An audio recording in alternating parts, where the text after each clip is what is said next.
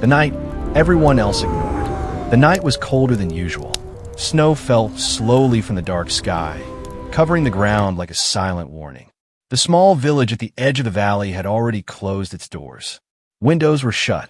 Fires burned inside warm homes. No one wanted to step outside. No one, except a small human girl. Her name was Elia. Elia lived alone in a tiny wooden house near the forest. The roof leaked when it rained, and the walls let the cold air in.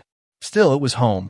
She had learned to survive with very little: one blanket, a small fire, and a bowl of thin soup. That night, Elia was about to sleep when she heard something strange. A sound, not the wind, not an animal. It was soft, weak, almost like crying. Elia sat up on her bed. She listened again. The sound came once more, faint, broken, and full of pain. She walked to the window and looked outside. Snow covered everything. The forest stood dark and silent. Fear slowly crept in her heart, but something else was stronger: concern. She wrapped her old coat around herself and opened the door. Cold air hit her face like ice. Her hands shook, but she stepped outside anyway. "Hello," she called softly. No answer. She followed the sound toward the forest, her boots sinking into the snow. Each step was harder than the last. Her fingers burned from the cold. Still, she did not stop. Behind a fallen tree, she finally saw them. Two small shapes lay curled together in the snow. At first, Elia thought they were animals. Then one lifted its head. Golden eyes looked at her. She froze. They were baby dragons. Their tiny wings were stiff with ice. Their scales were dull and cracked from the cold. One of them tried to move but failed, letting out a weak cry. Everyone in the village feared dragons. Stories said dragons burned cities and ate humans. Guards trained their whole lives to fight them. But these were not monsters. They were just babies. Elia's heart beat fast. Fear told her to run, but the sight of their shaking bodies made her chest hurt. "They're freezing," she whispered. One of the baby dragons looked at her again. There was no anger in its eyes. Only fear. Only pain. Elia knelt in the snow. Her knees went numb, but she did not care. She slowly took off her coat and wrapped it around the two small dragons. "It's okay," she said softly.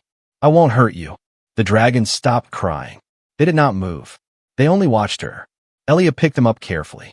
They were heavier than she expected, but still small enough to fit in her arms.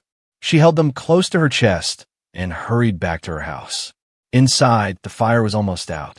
Elia added the last pieces of what she had. The flames grew weak, but warm enough.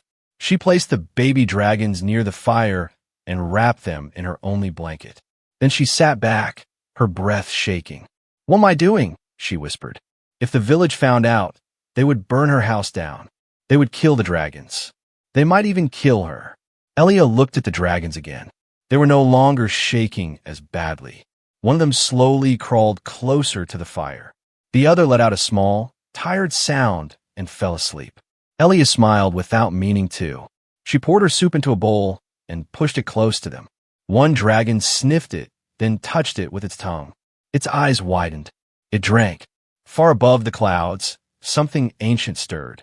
A massive presence opened its eyes in the dark sky. It felt a sudden pull in its chest, sharp, painful, and familiar. The Dragon Emperor had felt the bond. His wings shifted slowly. The air around him trembled. "Found," he rumbled. Back in the small house, Elia leaned against the wall, exhausted. Her hands were red from the cold. Her stomach growled, but she did not eat. She only watched the dragons breathe. Outside, the snow continued to fall. Inside, something impossible had begun. Elia did not know it yet, but the choice she made that night would change her life forever. And at dawn, the world would come looking for her. The secret that should not exist. Morning did not arrive quietly. Before the sun rose, the world outside Elia's small house changed. The air felt heavy, too still, like the land itself was holding its breath. Elia woke suddenly. Her eyes opened wide as a strange warmth brushed her face. For a moment, she thought the fire had grown stronger. But when she looked, the fire was almost gone. The warmth was not from the fire. It came from a floor. The two baby dragons were awake. Their small bodies glowed softly not bright like fire, but warm like the first light of dawn. The cracks on their scales had closed. Their wings were no longer frozen. One dragon lifted its head and looked directly at Elia. And then something impossible happened. It bowed. Elia sat up fast. "Oh, no, no," she said nervously. "You don't have to do that." The dragon made a small sound, deep but gentle. The second dragon crawled closer to her and pressed its head against her leg. Elia froze. Her heart raced. "They trust me," she whispered. Outside, a loud horn echoed through the village. Elia jumped to her feet. The village was awake. She rushed to the window and peeked through a crack in the wood. Men with spears stood near the main road. Torches burned, even though it was morning. Fear filled their voices. "Tracks!" someone shouted. "Dragon tracks in the snow!" another yelled. Elia's blood turned cold. She looked down at the baby dragons. They had left tracks when she carried them, big enough to notice. Impossible to hide now. "They're coming," she said softly. The dragons sensed her fear. One let out a low growl, not loud but strong. The floor beneath them vibrated. Elia knelt in front of them. "Please," she said, "you have to stay quiet. They'll hurt you if they find you." The dragons looked at her. Their eyes were brighter now. Smarter. Too smart for babies. Suddenly, a sharp knock hit the door. "Open up," a man shouted. Elia stood frozen. Another knock. Louder. "We know you live alone, girl." The dragons shifted behind her. The glow around them pulsed once, slow and heavy, like a heartbeat. Far away, high above the clouds, the dragon emperor opened his eyes fully. The bond burned stronger now. Not only survival. Protection. Elia stepped in front of the door, her hands shaking. I'm coming," she called. Before she could reach the handle, the baby dragons did something shocking. They pressed their small claws into the floor. A soft light spread across the room. The walls changed. The broken wood sealed itself. Cracks disappeared. Cold air vanished. The house grew stronger, heavier, like it was no longer just a house. It was protected. Elia stared in disbelief. The knocking stopped. Outside, the men stepped back. "Won the world," one whispered. The house felt wrong to them now. Too solid. Too alive. Elia swallowed hard. Inside, the dragons looked tired. The glow faded. One stumbled and fell. Elia rushed to them. Hey, it's okay," she said, holding them close. "You did enough." She did not understand what had just happened, but the dragons did. They had marked the place. Outside, the villagers argued. "This isn't normal. That house, it changed. Go get the captain." Elia's mind raced. She could not fight them. She could not run. Then she felt it. A pressure in the air. Not fear. Power. The baby dragons lifted their heads at the same time. They looked up, toward the sky. Clouds far above began to move, slowly at first, then faster. The wind shifted direction. Birds fled the trees. A deep sound rolled across the land. Not thunder. Wings. Very large wings. Elia hugged the dragons tightly. "What did I bring into my life?" she whispered. High above, a massive shadow crossed the rising sun. And for the first time in centuries, the dragon emperor began his descent. When fear learned to kneel, the village square was silent. Too silent.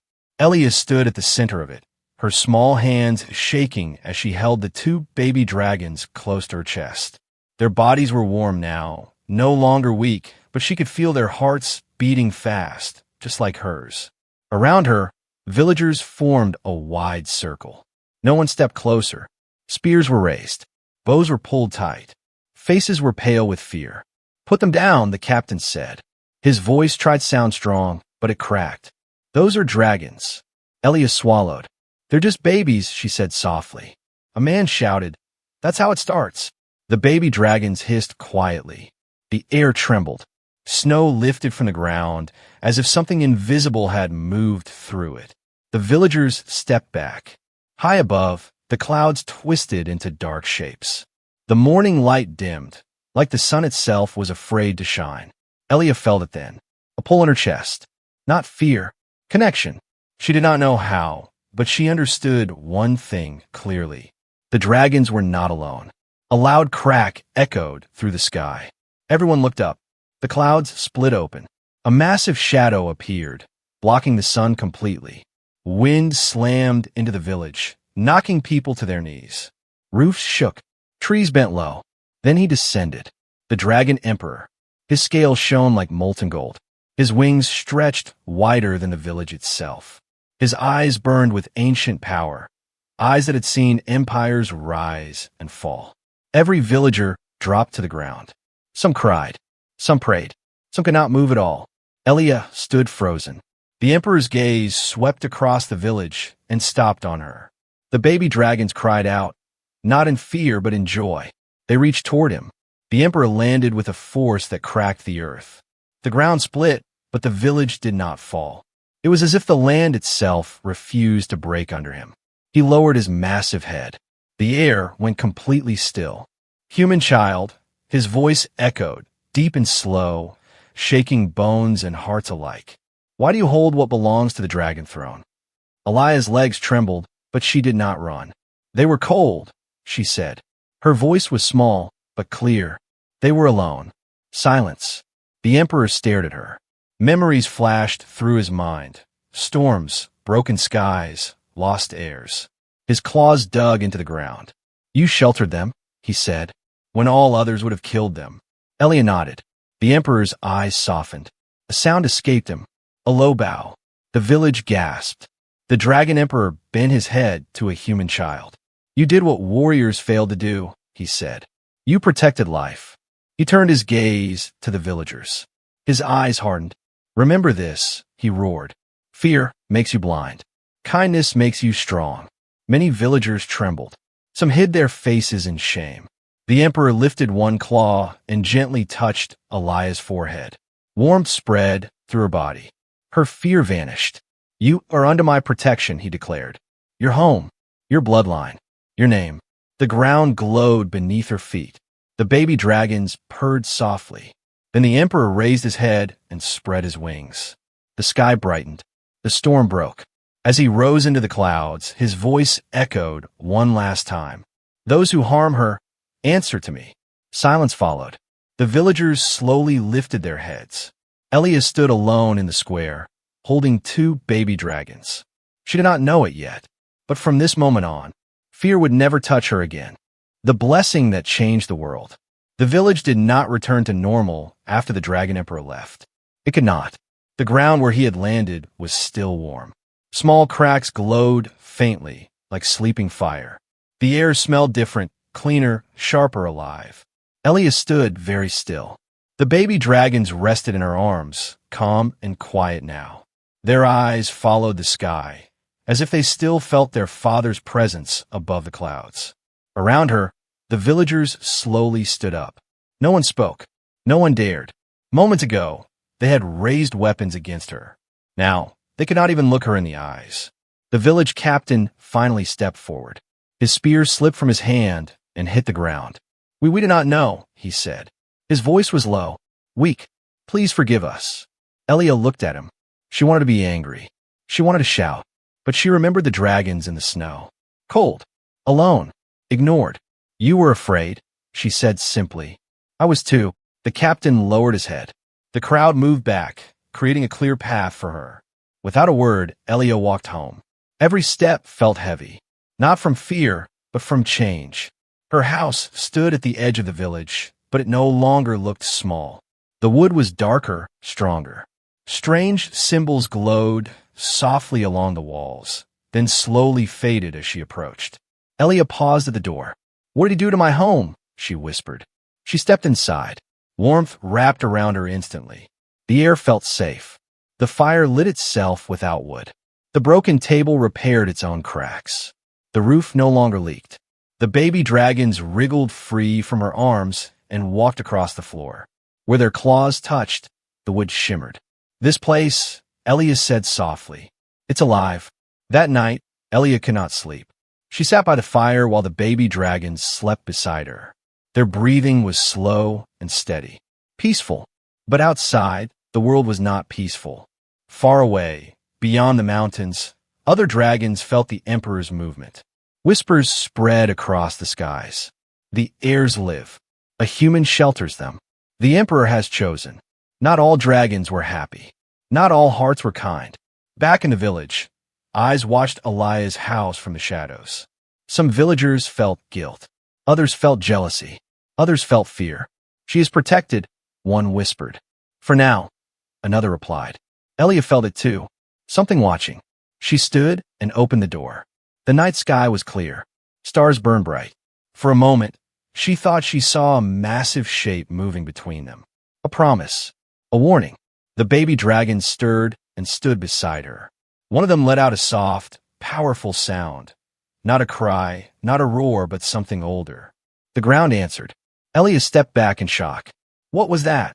The dragons looked up at her. Their eyes were no longer just eyes. They held knowledge, power, destiny. Far above the clouds, the Dragon Emperor watched. She will not be left alone, he said to the sky. Not by this world. His wings spread wide, because blessings always attract enemies. And dawn was coming again. The price of a dragon's blessing. The blessing did not bring peace. It brought attention. 3 nights after the Dragon Emperor left, Elia woke to silence so deep it hurt her ears. No wind, no insects. Even the fire in her hearth stood still, its flame frozen in place. The baby dragons lifted their heads at the same time. They sensed danger. Elia sat up slowly. Her heart pounded. She had learned to trust the dragon's fear. Someone was near. She moved to the door and placed her hand on the wood. The house answered her touch with a low hum, like it was breathing. Outside, shadows moved between the trees. Not villagers. They walked too quietly. A voice cut through the dark. Calm, cold. Human child, it said. Come outside. We only wish to speak. Elia stepped back. The baby dragons growled, deeper now, stronger than before. Small sparks of light flickered between their scales. The voice laughed softly. So the bond is real, it said. Interesting. From the trees stepped a tall figure wrapped in dark armor. His eyes glowed faint red. Behind him, others appeared, hunters marked with broken dragon symbols. Dragon killers. Elia's breath caught. You should not be here, she said. The man smiled. We go where dragons hide. The baby dragons moved in front of her. The hunter raised his hand. Chains of black metal burst from the ground, snapping toward the house. They wrapped around the walls, digging in deep. The glow of the Emperor's blessing dimmed. Elia screamed. No! The dragons roared together. The sound shattered the chains. Light exploded outward, throwing the hunters back. Trees cracked. The ground split, but the dragons fell to the floor, weak. Elia ran to them. No, please don't. The armored man stood again, slower now, but smiling wider. See, he said, they're strong, but still children.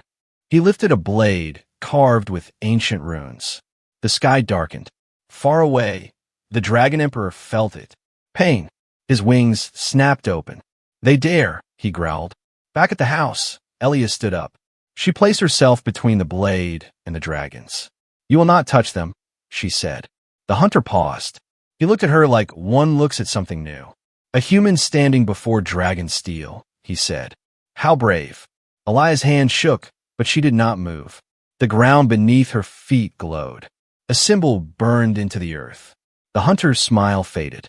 What is that? Elia did not know, but the house did. The walls shone. The door slammed shut on its own. Power flowed through her veins, warm and steady. The baby dragons lifted their heads. Their eyes burned bright gold.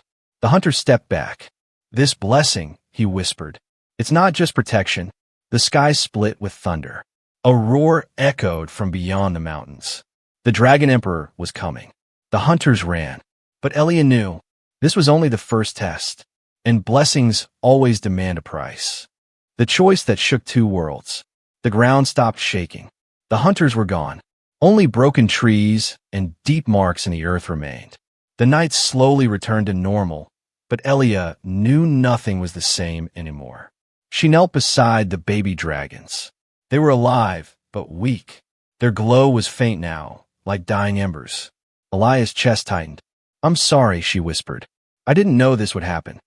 One dragon opened its eyes and touched her hand with its small claw. It did not blame her. The house slowly healed itself. Cracks closed. Burn marks faded. But the silence that followed felt heavy, like the world was waiting for her next move. At dawn, the Dragon Emperor arrived again. Not with fire, not with anger. He landed quietly outside her home, folding his massive wings. The village stayed far away. No one dared to watch. Elias stepped outside, holding the baby dragons close. The Emperor looked at them. His eyes darkened. "They have tasted battle too soon," he said. "They saved each other," Elia replied. "They saved me." The Emperor studied her for a long moment. "You are no longer just a shelter," he said slowly. "You are part of their fate." Elia felt fear rise again. "What does that mean?" "It means," he said, "the world will not stop coming." He turned his gaze to the horizon. Dragons who hate humans. Humans who hunt dragons. Both will see you as a symbol. Elia's hands trembled. "I never wanted this." The Emperor lowered his head until his massive eye was level with hers. "Neither did the world," he said. "But it changes anyway." He lifted one claw and opened it. Inside was a small crystal glowing with deep blue light. "A choice," he said. "If you stay here, I will protect this land. Your life will be safe, but the dragons will be bound. They will never fly free." Elia's heart sank. "And the other choice?" she asked. "You come with us," he said. "Raise them among dragons. You will be hunted, tested, but they will grow as they should." The baby dragon stirred. One spread its small wings. The other pressed closer to Elia. She looked at her home, the fire, the quiet life she had known. Then she looked at the dragons. "They deserve the sky," she said. The Emperor closed his claw around the crystal. "So be it." The wind rose. Clouds gathered. The village watched from far away as Elia stepped forward. She did not know where she was going, only that there was no turning back. Two worlds had felt her choice, and both would answer. The dawn that became a legend. The sky was painted with gold when Elia left. The Dragon Emperor rose into the air, his wings spreading wide, carrying Elia and the two baby dragons above the sleeping land. Wind rushed past them, cold and sharp, but Elia did not scream.